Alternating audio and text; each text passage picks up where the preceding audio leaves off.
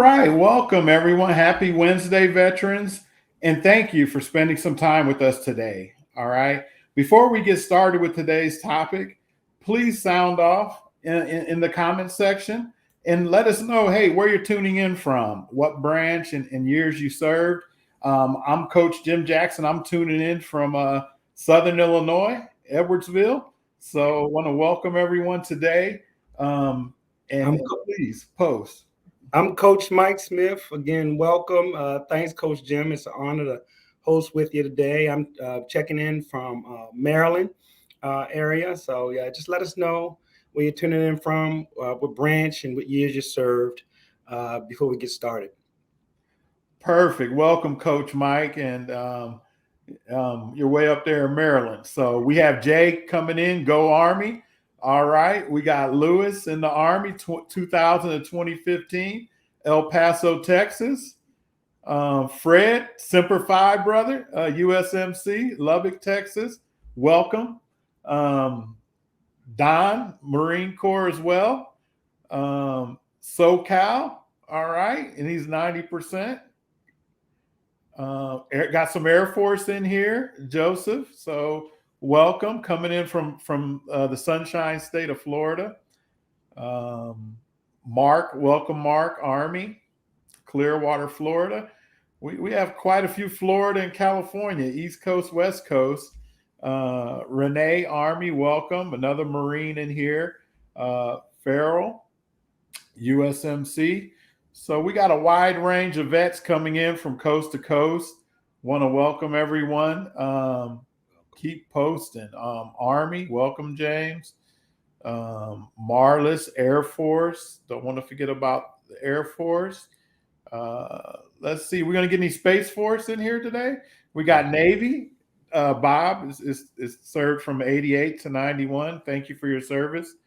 He's coming in from Cleveland. We got a full house today, Coach Mike. So I see. I'm gonna apologize in advance. You know, my voice is a little weak, but I appreciate the heavy lift and good to see everybody checking in. No doubt. Absolutely. Welcome everyone. Happy Wednesday. Quite a bit here. Florida is big. Calvin, Jerry, Robert, welcome. Curtis. We're going to let everybody sound off at 5 after. Hey, we're going to buckle up and we're going to launch right into today's topic. We'll start with the disclaimer. So we got a couple more minutes. I want to welcome everyone in and thank everyone for their service as well. I'm trying to call out as many as I see. USMC, Eric, H-Town, welcome. It's great to have you. We got quite a few here coming in. From all over. Florida's real big and California. So welcome everyone. National Guard, Army. David, welcome David. He's in Minnesota. Mm-hmm. You see Curtis Jordan checking in again. Did you shout out to Hampton, VA? Yeah, Virginia, no doubt. Just giving veterans another minute or so to kind of filter in. Like Coach Jim said before we get started for today. Absolutely. Got a great topic. Me and Coach Mike are going to dig in and cover some really good information for you today. We have Jimmy in here. Hey, we share the same name. Welcome, Jimmy. U.S. Air Force, 61 to 65. It's a good topic for today, Coach Jim. Absolutely. We're really going to jump in and share some good stuff with you. All right, everybody, buckle up. Me and Coach Mike are getting ready to launch into today's topic. I'm going to get the disclaimer out of the way, okay? We are not accredited agents, VSOs, attorneys, or any other entity recognized by the Department of Veterans Affairs, VA, and we are not affiliated with the VA in any way. VA Claims Insider is an education-based coaching consulting company for disabled veterans exploring eligibility for increased VA disability benefits and who wish to learn about that process. VA Claims Insider also connects veterans with our preferred provider network for medical examinations, and independent medical opinions, also known as IMOs, for a wide range of disability conditions. All right, everybody, welcome. Welcome here to VA Claims Insider. Myself and Coach Mike are going to jump right in. A couple things that you get when you come here to VA Claims Insider is one, you're going to get one-on-one coaching with a coach like me or Mike, and we're going to help you create a winning strategy to go up against the VA with for your claim, right? You're also going to get education on your conditions, right? And we have our preferred network provider, Telemedica. So in some cases, if you've been out for a while, you may need to get a medical nexus or independent medical opinion, a mental health evaluation, or diagnosis. So right here at VA Claims Insider, hey, this is your connection. The one-on-one coaching, right, is definitely, it gives you an opportunity to connect with your coach, to know what it takes to win a claim, and that's what we're going to cover today. We'll also coach and educate you through the process, right? You'll also get prepared for compensation and pension prep with a coach and some of our resources that we have. We also have live classes via Zoom here at vic1.com 3 times a day. Coffee with the coaches in the morning. We also have mental health exam prep classes and medical exam prep classes as well. All right. If you want to learn more, right, schedule a free discovery call and talk to one of our team members, right, by going to vaclaims.help. If you need help, reach out to our organization at vaclaimsinsider.com. We'd love to partner with you, right, on your claim journey, right? You don't want to do this alone. So here's the big thing today, what we're covering. We're covering a VA Claims Insider Golden Circle, all right? This is the secret sauce to what it takes, right, to put together a winning claim to go up against the VA with, right? So to start off here, number one, you're going to need a diagnosis. Diagnosis is key, okay? Diagnosis of a current disability in a medical record, right? Hey, if you have that, hey, you're good to move on to step number 2, right? So step number 2 of the process is evidence of an in-service event. So injury, disease, or aggravation, right, in service. If you have that part of the equation, hey, you will move on to step number 3 with a nexus. And this is really good because we're going to explain to you what a nexus is, okay? A nexus is meaning the link or connection between 1 and 2, right? That current disability and that in-service event, all right? Also, you're going to need competent medical evidence, right? And with that, hey, if you've been out for a long time and you haven't been to the doctor or got diagnosed with that condition, within 2 years, you're going to need to reach out and get a current diagnosis via competent medical evidence, which you can utilize. It's a separate company from us, Telemedica. It's a preferred provider network where they can connect you with that competent medical evidence, right? After you have that, you're able to move on to step number 4. And this is the secret sauce right here. All right. The severity of the symptoms in terms of frequency, right? How often does that condition, how often does that foot, that knee, that back, all right, or that mental health condition, how often does it affect you, right? How bad is it? When you have a occurrence or instance, what is the duration? How long, right? And you also want to include negative impacts, to your work life, right? So if you're at work and you have a panic attack, let them know, hey, when I'm at work and I have a panic attack, this is what happens. I usually have to go to a closet or to my car, and I'm usually in there for a couple hours until I can come back out and function. So that communication piece is really, really key to when you're describing your conditions and symptoms. And, really letting them know how things affect your work life and personal life, right? This is the final step in the Kaluza triangle.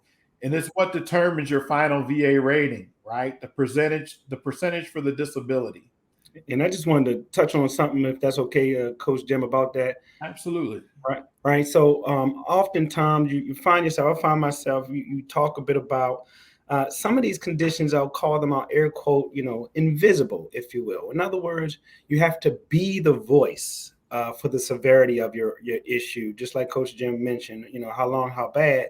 But a knee, for example, whether it hurts or not with the range of motion, is one thing that might be captured from a severity standpoint in the exam.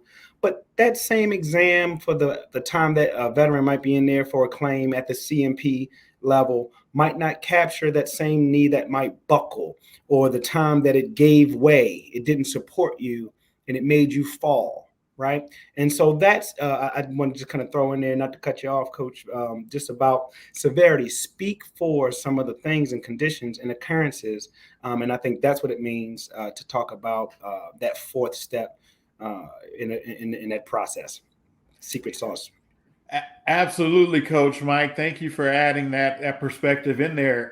What Coach Mike is saying, hey, you have to advocate for yourself, right?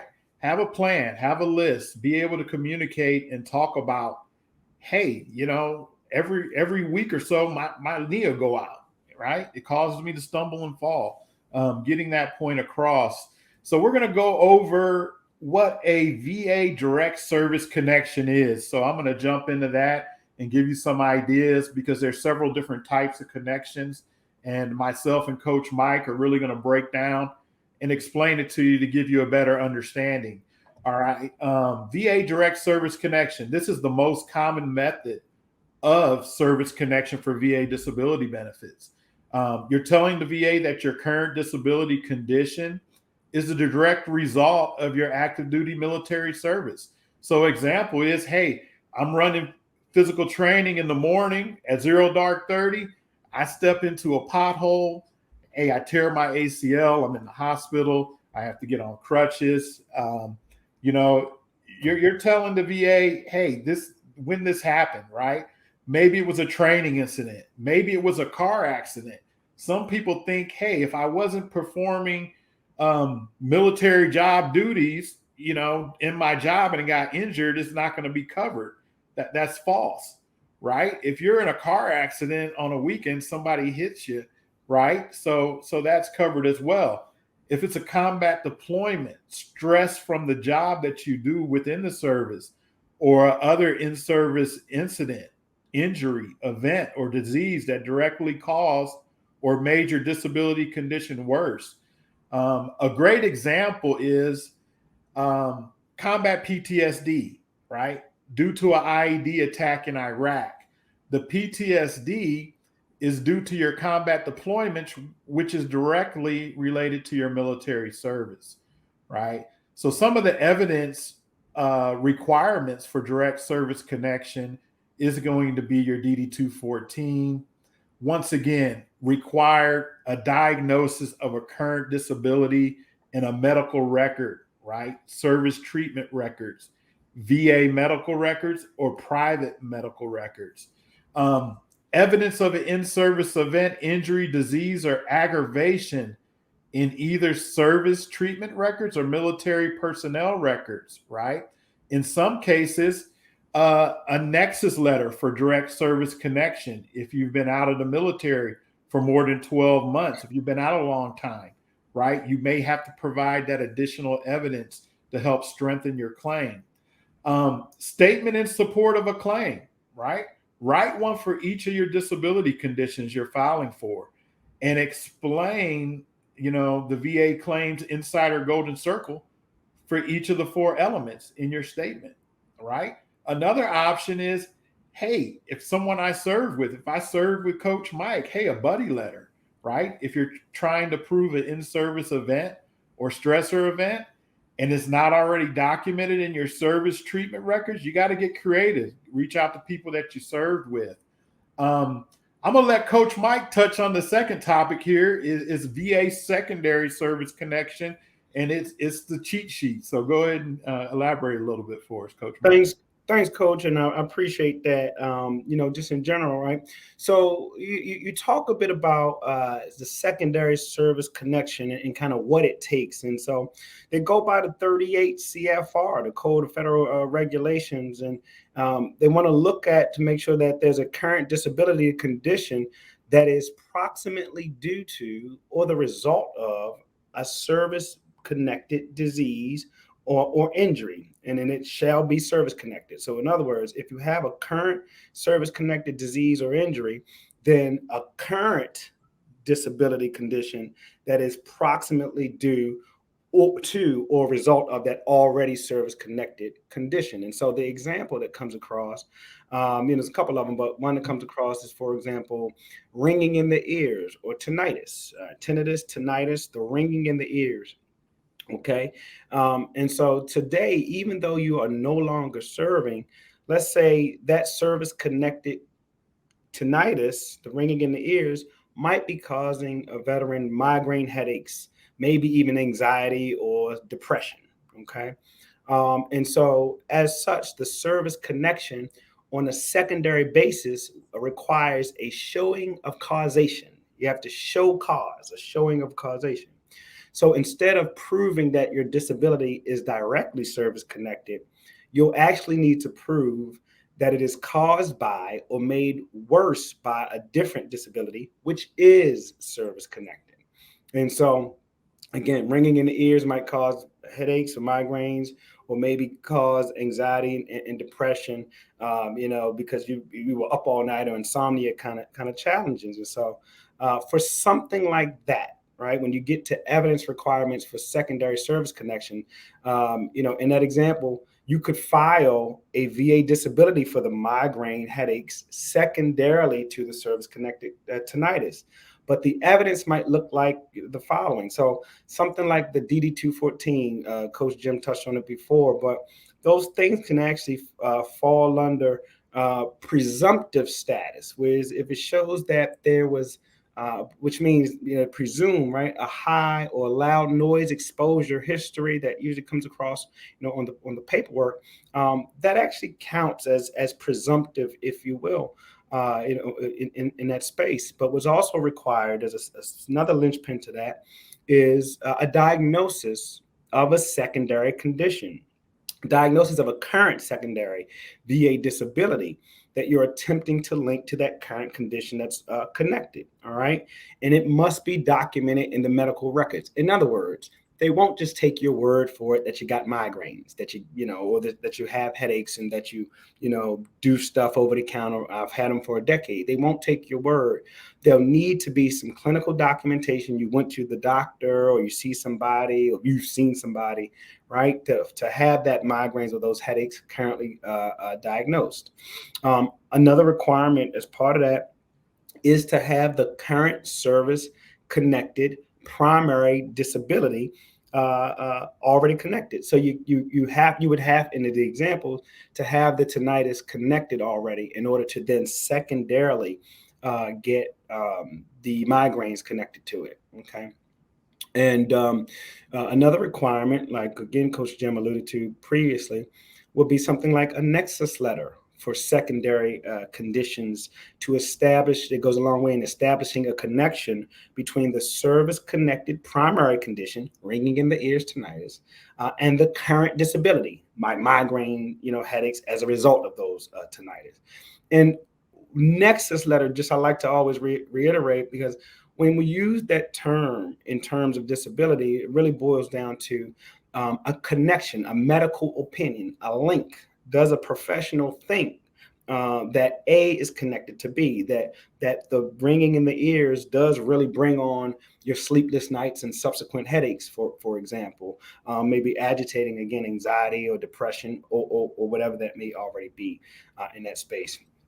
And yet again, it's also good form that you can use as an option, okay, to support your claim with a statement in support of claim, mentioning, right, one for each secondary disability. So if you have, you would in effect write a statement as an option to express the count, for example, of your migraine headaches. How frequently do they occur?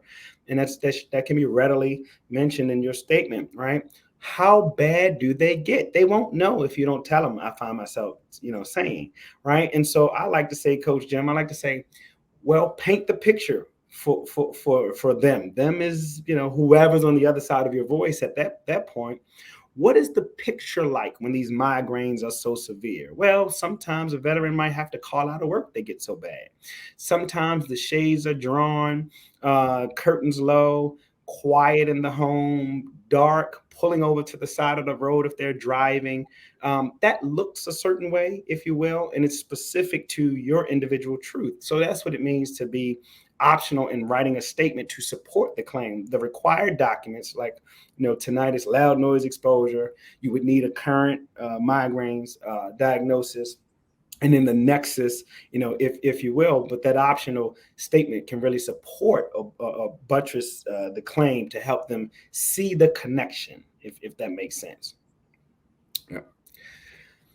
Coach Jimmy, want me to continue, or you good for number 3? I got you, Coach Mike. Thanks for breaking that down. And Appreciate it. very important, Coach Mike mentioned, hey, the connection, right? The nexus, right? That's why, hey, if you're on today, if you're listening, you need to reach out to VA Claims Insider, schedule a free discovery call so you can get what it takes, right, to put a winning claim together to go up against the VA with. All right. So now we're going to cover VA presumptive service connection, right? We're going to go in and break that down. What is a presumptive service connection, right?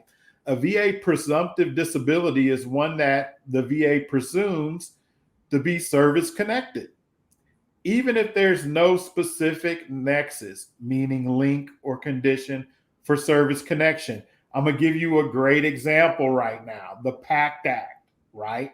So certain conditions are on the PACT Act list, right? Reach out to VA Claims Insider, schedule discovery call, see if you qualify, right? Get with a coach like me or Coach Mike, and we're going to, go through that checklist with you. It is generally easier to prove a presumptive service connection, assuming you qualify, right?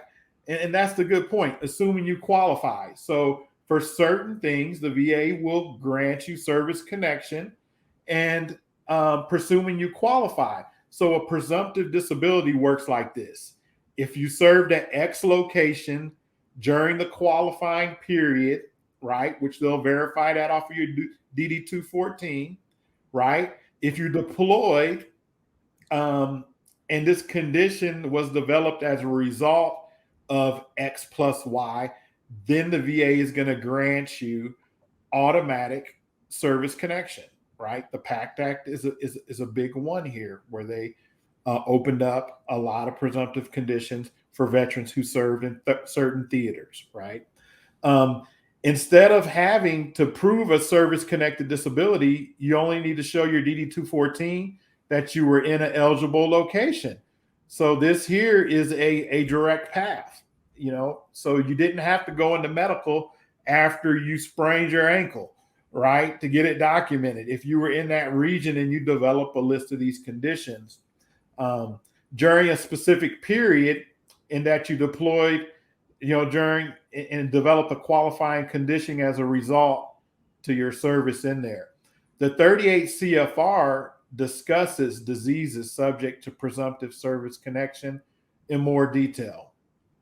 So one of the pro tips here is, while you are not required to provide a nexus to establish presumptive service connection, it is highly recommended that you at least write a personal statement as to why you think your disability meets the legal requirements for presumptive service connection.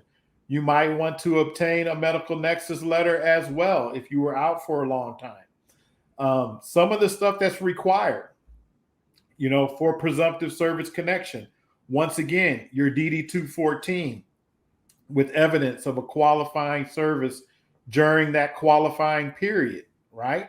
So there are certain dates and parameters that you have to fall within. Um, Diagnosis, once again, diagnosis of a current presumptive disability in a medical record.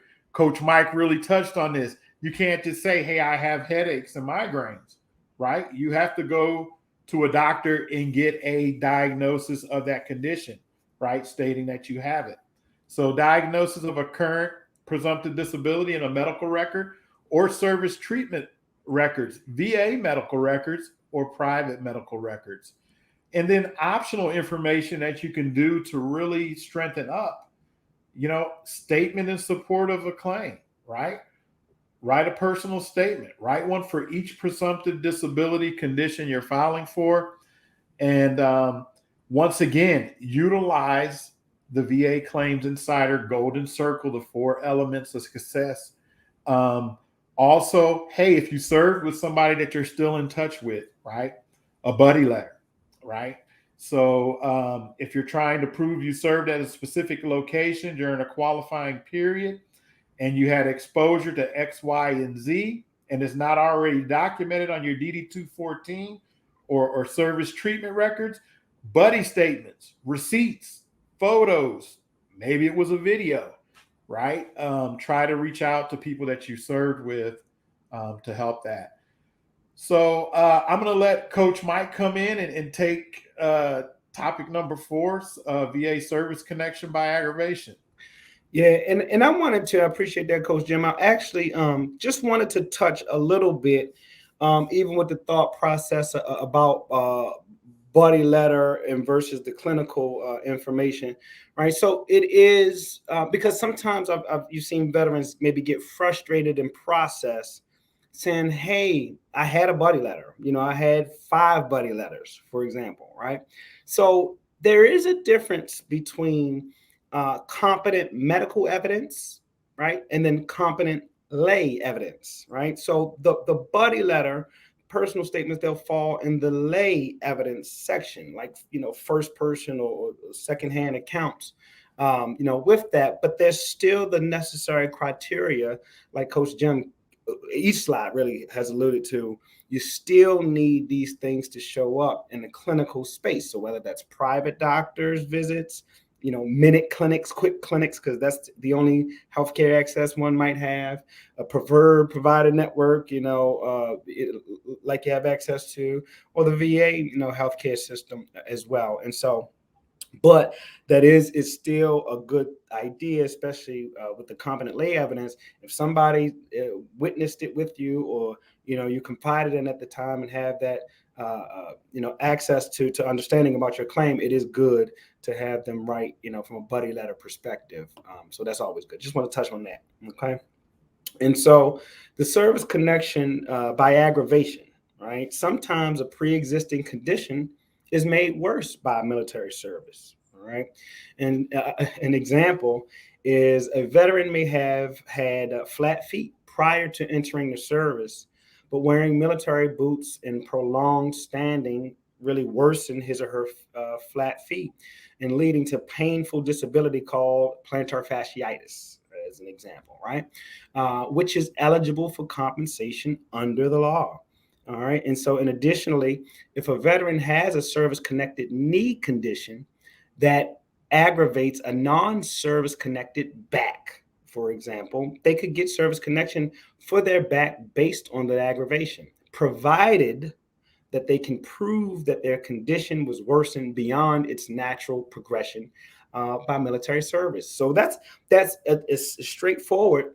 But they just won't take your word per se. Well, I know it has to be the military because that's the only thing, but it's 30 years later is not the best way, to attack a claim. And so it has to be provided that condition was worse and beyond its natural progression. And so for something like that, where you're looking at aggravated connection by aggravation, you still look at the DD 214 as a requirement.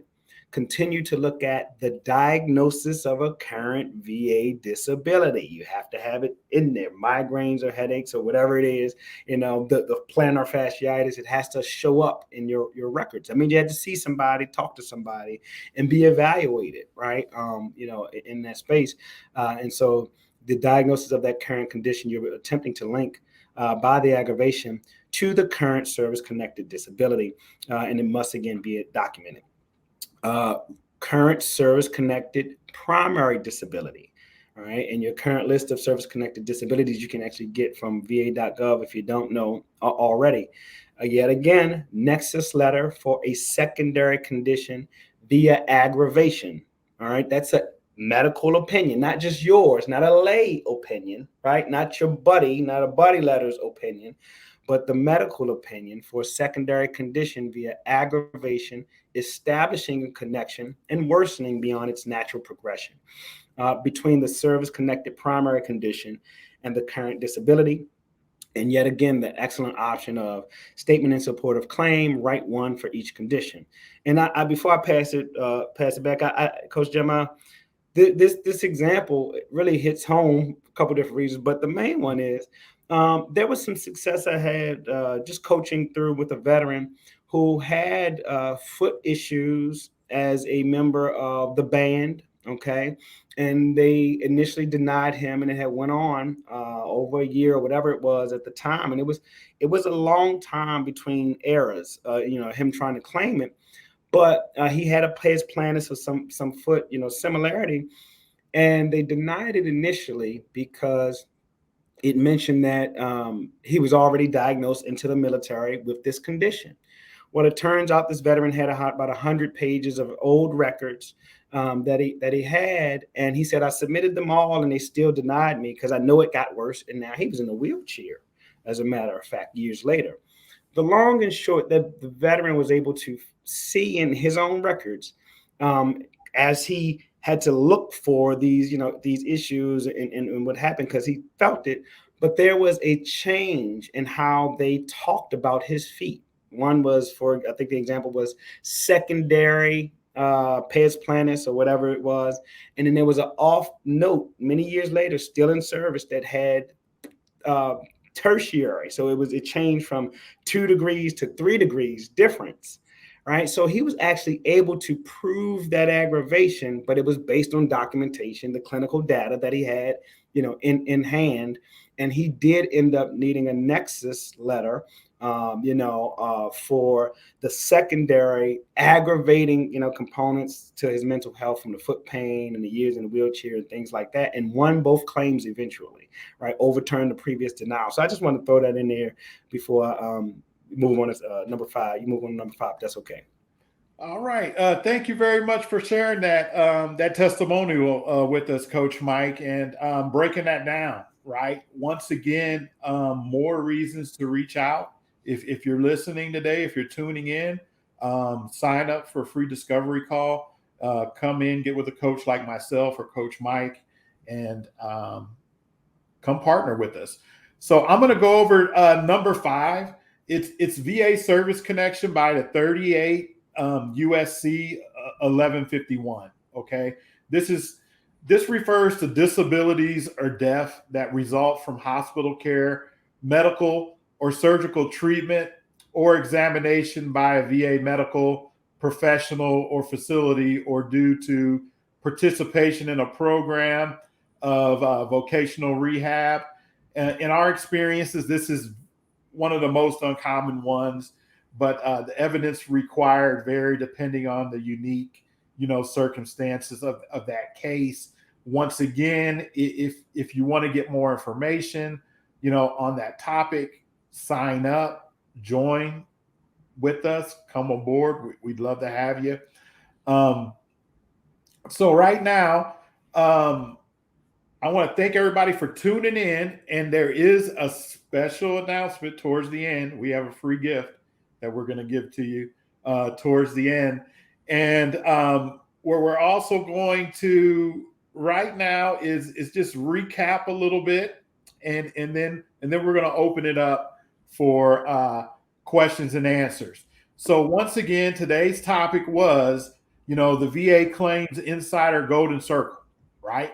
What it takes to win, right? Medical diagnosis of a disability condition, right? Evidence of an in-service event or injury, disease, or aggravation, right? The nexus or link between 1 and 2, via competent medical evidence, right?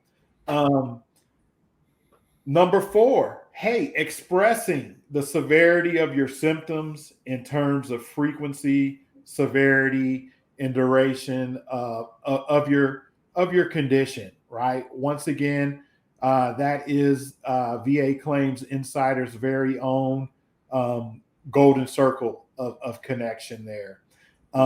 Once again, a little bit about VA Claims Insider and what we do is one, hey, you're going to get to work one-on-one with a coach like myself or Coach Mike. You're going to develop with your coach a winning strategy, right? Education on your condition, right?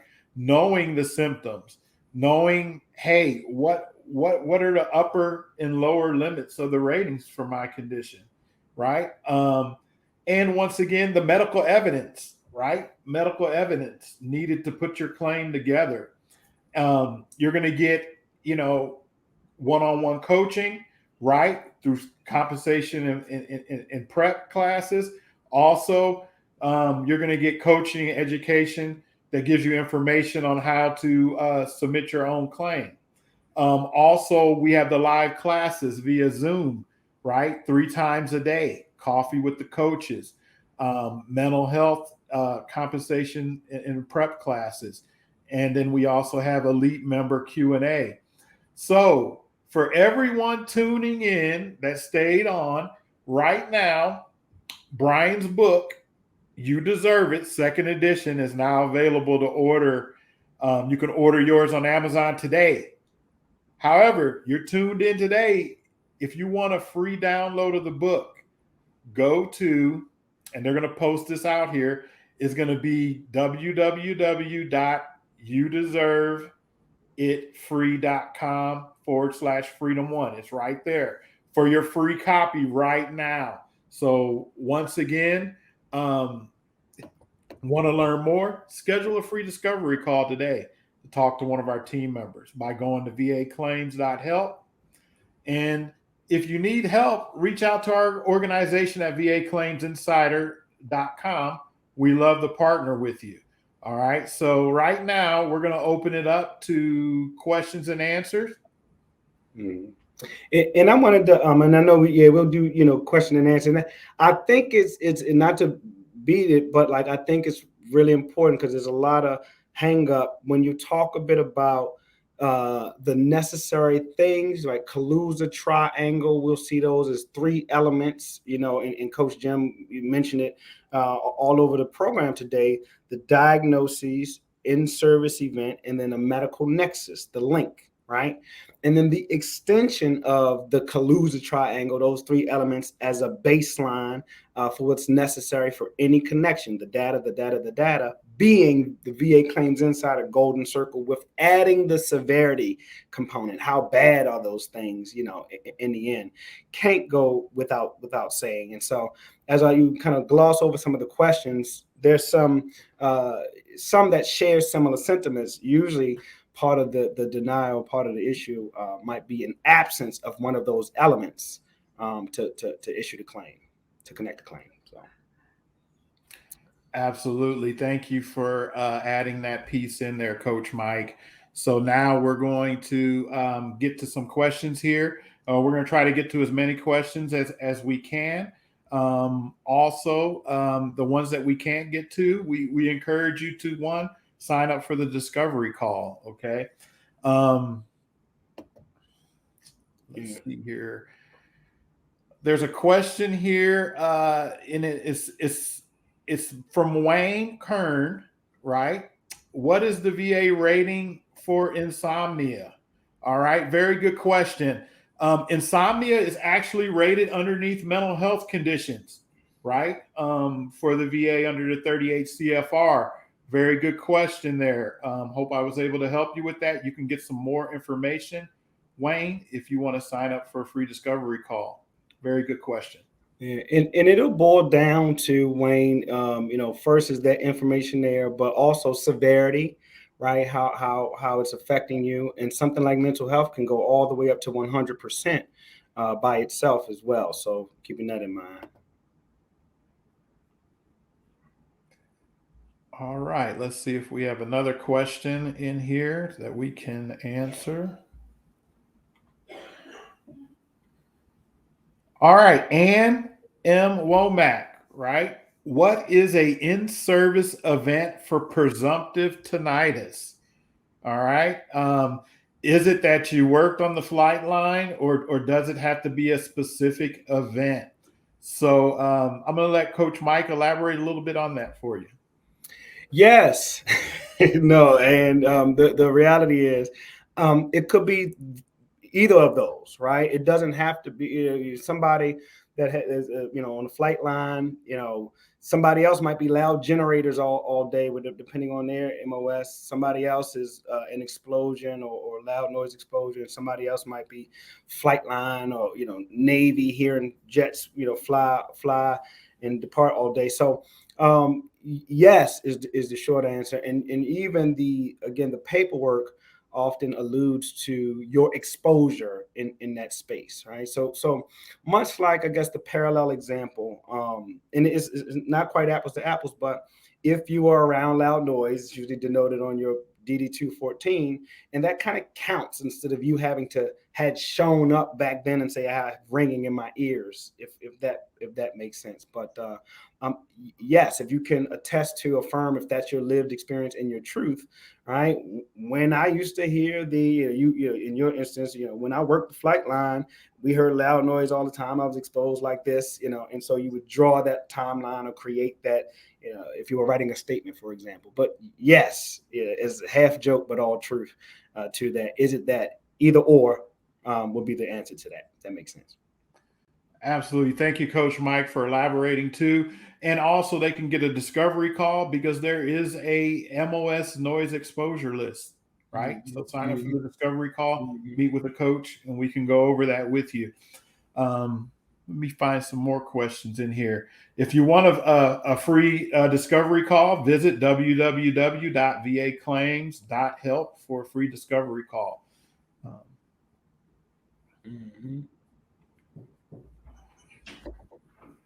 Question. All right. Let's see here. All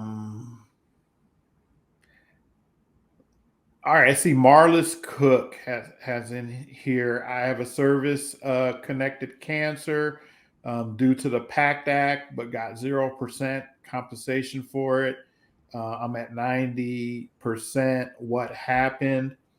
So with that, Marlis, the 0%, they've established responsibility. Okay, so with that they've granted you the service connection. What they're looking for is a progression of that condition, right? Appointments if it's gotten worse or anything like that. So the fact that you did get a 0, I tell some vets, hey, zeros can be heroes because the VA has established and accepted responsibility for that condition. Just at the time, your frequency of symptoms weren't rateable, right? So, with that being said, maybe they're going to watch it over time to see if the condition progresses so they can increase that. Yeah, and just to kind of piggyback off of that answer, Coach Jim, ultimately, um, there's some subjectivity to things getting worse, right? Sometimes a veteran will feel like things got worse, or literally, it just hurts worse, or whatever the case may be, or comes up. And so, um, I never like to the thought, especially even a discovery call can kind of iron out some of that, but never like to leave the veteran with the impression that they don't have a voice, that they shouldn't always be effectively communicating symptoms or severity, in that space, no matter what, as a healthcare note, right? So I think that's important, no doubt. Absolutely. Thank you for touching on that. I see in here Joyce has a question. Joyce Watson in here. I had an injury since 2007, and all the VA in my area said that it was just inflammation. I went to an outside provider, and they told me a lot about what I had going on with my foot. Can I file the paperwork from that outside provider for my claim? Absolutely, Joyce. Once again, that would be considered, hey, a supplemental, new and relevant evidence. It doesn't have to always come from the VA. It can come from outside of the VA. So definitely sign up for a discovery call. We'd love to partner with you on that journey. Mm-hmm. That makes sense. Um, Mark Nichols had something I wanted to touch on. He mentioned that the MOS list doesn't always work. He said, I was field artillery and was denied claims on hearing loss and tinnitus, even though they issued me hearing aids. Go figure. So not quite a question, more of a statement, but I did have something I just kind of wanted to point out. So right, it's not always cut and dry, right? And that's where prep or understanding does come into play. Still understanding what it is you're there for, showing up for, and how things are claimed. And even it can point to severity or lack thereof. So, the example is while you can have an MOS with the loud noise exposure, again, a discovery call to help iron some of that out, but you can have that and even maybe have hearing aids issued by the VA, for example. But just because you have a condition, right, Coach Jim, doesn't mean that they're going to connect it to disability. So one thing is that the hearing loss can be measured and maybe enough to get a hearing aid from a healthcare perspective, but it might not measure kind of lost enough to hit the criteria to make it compensable, to get it rated, and even have some financial backing behind the hearing loss component. And I've even seen a veteran be denied a tinnitus claim just for not being understanding enough to express severity. I think he was flat out asked, "Do you have ringing in the ears?" And he matter of factly said no. Versus, I think what the explanation was actually his was a humming or swooshing sound that he just didn't elaborate on, right? So without affirming those active symptoms, right, without effectively communicating those symptoms, the invisible component of it, they won't know it's humming or buzzing or cicadas unless you told them, right? And so it is, you're right, veteran Mark. It's not always cut and dry, not always because you were there. You get it. There is some understanding to it too. Absolutely. Thank you for breaking that down, Coach Mike. I see a question in here from David Johnson, right? What if you were already diagnosed in training, sent over, not being able to do your MOS, and have struggled over the years, um, and still struggle, with the condition, um, and it's under control at this time? So quite a few factors there. One, when you have that in-service event, so you were diagnosed in service, right? So a couple things that they're going to look for is, um, where are you at with it now? Have you been seen or treated for that condition since you've been out, right? And one, knowing your symptoms, knowing the severity. Sometimes as veterans, and I say this, all veterans, all branches, I mean, we're tough as nails. We push through stuff a lot, right? So what our threshold is compared to maybe a civilian threshold could be totally different, right? And you're stating, hey, it's under control this time. So in your eyes, if it's migraines, if they're under control, that's great. If you're not dealing with that debilitating condition anymore, um, but if you're getting 1 to 2 migraines a month that are shutting you down, causing economic impact, making you miss work, right? Um, hey, that's still an effect of that in-service condition, right? So once again, hey, if you are on medications and your symptoms are controlled by it and you're not experiencing them, that's great, and that they're not going to grant you a value, elevation of that rating, if they're under control or if they've went away. Good question. Mm-hmm. I saw a question by Luis Gallegos. They mentioned that I filed a claim for allergic rhinitis, sinusitis, and headaches. All are presumptives for PACT Act. Rhinitis was service connected at 20%, while the other two were denied. He goes on to say that the CMP examiner diagnosed me with sinusitis and headaches, but was still denied as not service connected. And how is that possible? Um, and so it might it's the call might clear that up. It's impossible to fully know without breaking down what is the detailed decision letter and having with basically what is the rationale that they gave. That's all written, and they're not all cookie cutter, so it would be specific. But if you kind of came out of that exam with maybe a favorable finding, it sounds like, of a sinusitis and possible headaches, then what it seems like is that you might have had an active diagnosis with severity kind of explained, expressed, or at least you would be able to relay for rhinitis or allergic rhinitis, but might not have had an active diagnosis for the other two conditions, and it kind of came out of the CMP exam. And so it's always good to understand your clinical data. What did you submit up? If you just kind of wrote it down, or so to speak, where do the diagnoses for sinusitis or your headaches, documented from a clinical perspective, either privately or through the VA? And so that's sometimes, if I'm seeing it correctly, Lewis, we veterans might fall short as well. Might not have been actively diagnosed at the time that you submitted the claim, if so. So hope that helped. Very good, Coach Mike. Thanks for breaking that down. I see something in here on a question from James Soho, and we'll go ahead and bring that question up. It states, I only have 10%. He just started claiming disabilities. They turned him down for my knee, PTSD back. It's a lot of work. It is a lot of work to do on your own, James. So definitely come partner with us.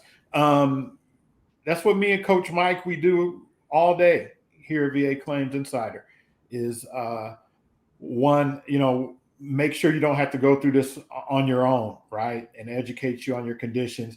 Read those decision letters, right, that you received on why they were turning you down, for your knee, the PTSD. Take a look at the golden circle, see what elements um, that might be missing that you don't have, and get help developing a winning claim, and get back into the fight. Um, One thing here, me and Coach Mike, we don't have any quit in us. We're not going to give up on you. So definitely sign up for a discovery call today. Um, it's free. You can do it right at www.vaclaims.help for a free call and get connected with one of our team members. Right, we'd love to partner with you on your journey. Take a look at some of those decision letters and help you create a winning strategy to get back in the ring with the VA. So, very good question there. Quite a few questions here in the chat. I want to let everyone know. Go ahead, Coach Mike. Yeah, it's a lot of volume in the chat. I did see one that I wanted to pick up on, if that's okay, by Bill O'Brien. Bill O'Brien asked or mentioned, when I was at Schofield Barracks, 90 to 93, we didn't get sent to the hospital when we had pain. They sent us to sick call, then gave us Motrin 800 and put us on bed rest a couple days. Those records can't be found. So how do I prove my back injuries while in a light infantry unit? And every claim of mine has been denied. Again, that'd be good, maybe for a discovery call, but that's part of what the coaching process is. All right. And unfortunately, sometimes, veteran Bill and others, veteran might have a similar issue where the records just don't exist. So the question we always have as a coach, well, what is it that you can work with? Sometimes is a big part of it. And so oftentimes just the coaching consulting part might look like the things that you do have or more ready or documentation for. And the thing that I said is it's hard because it might be the active thing that hurts you the most, for example, but it can be nearly impossible to prove for some veterans. It doesn't mean you don't have a claim process or something overall, but it does require kind of breaking down and kind of starting where a veteran can start, so to speak. So if there anything that is presumptive, is there anything that you can, get connected at least initially, and then secondarily link off of, right? That's one of the biggest goals, but it's hard, if nearly impossible, to prove without treatment records that says 800 Motrin was given or bed rest, somewhere thereabouts. Now, I don't know if you've tried or requested your records or if they just didn't write any, right? And both things can be messed up, but it might not be it might not be the back injury that gets you an increase overall, and that's part of what a discovery call or coaching, can help with as well. So I hope that helps, Veteran Bill. Yeah, very, very good question there. Sometimes, hey, when you're out of service for a long time, um, it's going to require a nexus, right? Current diagnosis. And Coach Mike just said it, the best thing to do for everyone who tuned in today is to um, get a discovery call, right? Get with one of our team members, um, work with your coach to develop a winning strategy, right? Sometimes, like I said, when there's large gaps and stuff, you might have to get with one of our preferred provider networks, right, for medical nexus. So, in doing that is all what you get when you sign up with VA Claims Insider, and you get a coach that you can work one on one with um, to help educate you, through the process. Um, Yeah. And just so we definitely just rounding out a few minutes left at the top of the hour. Coach Jim went over just again thinking about one-on-one coaching. We talked strategy, education, and medical evidence. With strategy session, the assistance that you need, CMP preparation, just educating, live Zoom classes, the 3 times a week. Coffee with coach is another good element. The mental health, understanding those things that you do have, and so in general terms, get your free book, Brian's book. If you haven't had it already, whether you're an old elite member or you have access now, you got coaching. Get on with your coach if you do have coaching. And again, a discovery call. If you don't, I think it's good to at least understand options, right, in that space. In general terms. And so I guess it's just to reiterate that. I wanted to throw a question in there if we could get, I think, Patrick Robinson. What do you do if the VA refuses to give a CMP? So compensation and pension exam, that's what we were referring to, CMP. Well, in general terms, Patrick, claims go through, and in the end, it boils down to, is there evidence, is there documentation?